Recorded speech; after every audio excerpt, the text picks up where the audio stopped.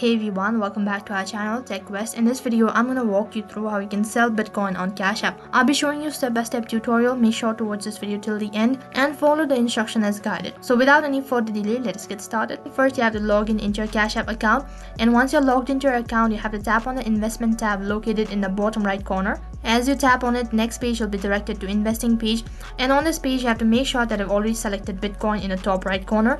And once you tap on Bitcoin, you have to tap on sell, which is right in between.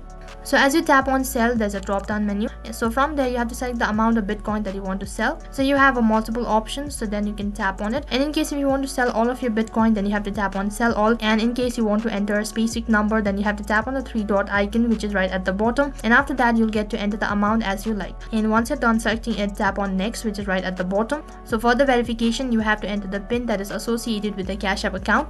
And after you're done verifying, next interface there's a confirmation, so make sure to go through it all, and in case if the provided information is correct, tap on confirm, which is right at the bottom, and you have successfully sold Bitcoin on Cash App. So that is how you can do it. That is all for this video. I hope the video was helpful. Make sure to like, share and subscribe to our channel. Thank you for watching.